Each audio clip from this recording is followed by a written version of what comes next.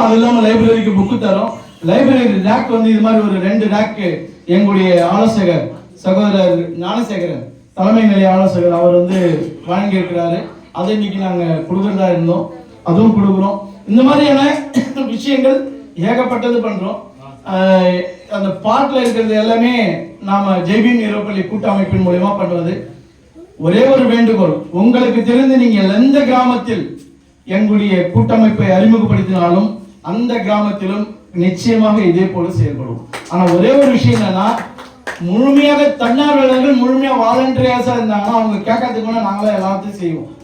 But volunteers இல்லை அப்படின்னும் போது நாம ஒரு நோட்புக் கொடுக்குறோமா, போயிட்டு வரோமா, நடத்துமா, நைட் ஸ்கூல் நடத்துது, அவ்வளவுதான்.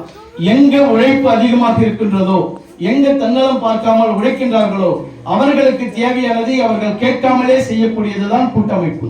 எல்லாருக்கும் காலேஜ் ஃபீஸ் கட்டுறோம், ஆனா நைட் ஸ்கூல்ல டீச்சரா வந்தவே காலேஜ் ஃபீஸ் கட்டுறது கிடையாது. 2 ஆண்டுகள் முழுமையாக அடைஞ்சிருக்கணும்.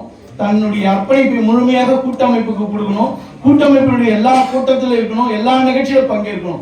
இது மாதிரி தன்னை முழுமையாக யார் அர்ப்பணித்துக் கொள்கிறார்களோ அவர்களுக்காக கூட்டமைப்பும் முழுமையாக அர்ப்பணிப்போடு செய்து கொண்டிருக்கின்றது அனைத்து வேலைகளையும். இது எல்லாம் வந்து விளம்பரத்துக்காக நான் சொல்லலை, நாங்க என்ன செய்யறதுக்காக சொல்லி இருக்கிறேன். ஏன்னா நீங்க தான் எங்களுடைய பேக் போன், உங்களுக்கு எல்லா விஷயமும் தெரிஞ்சுக்கிறதுக்காக செய்யும். அதே சமயம் இன்னொரு உண்மையும் சொல்லுகிறேன். இவ்வளவு நிகழ்ச்சி பண்றோம், இவ்வளவு பொருளாதாரத்துக்கு கொடுக்குறோம், கூட்டமைப்புல கோடிக்கணக்கில் பணம் இருக்குதா, இல்ல லட்சக்கணக்கில் இருக்குதா?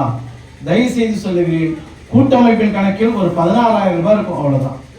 வேற ஒரே பைசா கூட கூட்டமைப்புல கிடையாது. மனசு இருக்கின்றது. எங்களுக்கு வந்து குடும்பம் வேறு ஈரோப்பள்ளி வேறு என்று நினைப்பதில்லை. குடும்பம் தான் ஈரோப்பள்ளி, ஈரோப்பள்ளி தான் குடும்பம். எப்படி என் வீட்டுல என் பொண்ணு கல்யாணம்னா நான் எல்லாத்தையும் எங்கன்னா கடன் வாங்கி பண்ணுவோம், அதே மாதிரிதான் நைட்டு ஸ்கூல்ல நோட் புக் கொடுக்கறனாலும் சரி, நைட்டு ஸ்கூல் ஆண்டு விழானாலும் சரி, நைட்டு ஸ்கூல்ல நிகழ்ச்சிகள் எதுவாக இருந்தாலும் சரி, அந்த குடும்ப தலைவன் என்ற முறையில் நான் அனைத்தையும் செய்வேன்.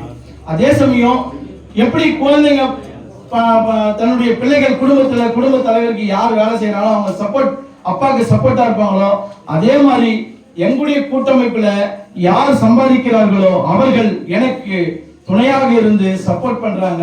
இப்படிதான் கூட்டமைப்பினுடைய செயல்பாடுகள் ஓடிக்கொண்டிருக்கின்றது. எந்த ஒரு சூழ்நிலையிலும் நாங்க பணத்தை வச்சு செய்யலாம், அதுவும் ஞாபகம் வச்சுங்க. அதே சமயம் கூட்டமைப்பிற்கு இதுவரையில் நாங்க யாருக்கிட்டையும் போய் நன்கொடை கேட்டது கிடையாது. அதே சமயம் கொடுத்தால் நம்ம வேணாம்னு சொல்ல மாட்டோம், அகங்காரமும் கிடையாது. அந்த வகையில இப்போ இந்த கடைசியா பாத்தீங்கன்னா எங்களுக்கு நிறைய கொடுத்து கேட்காமலே கொடுத்து கொண்டிருப்போம். இங்க வந்திருக்கவங்க 2 பேர், ஒன்னு அண்ணன் ரஞ்சன், இன்னொன்னு அண்ணன் ராஜித்ரக் அவர்கள். இவங்க 2 பேருக்கும் நாங்கள் நன்றியோடு பாரத BSNL அகில இந்திய சேவா சங்கத்துடைய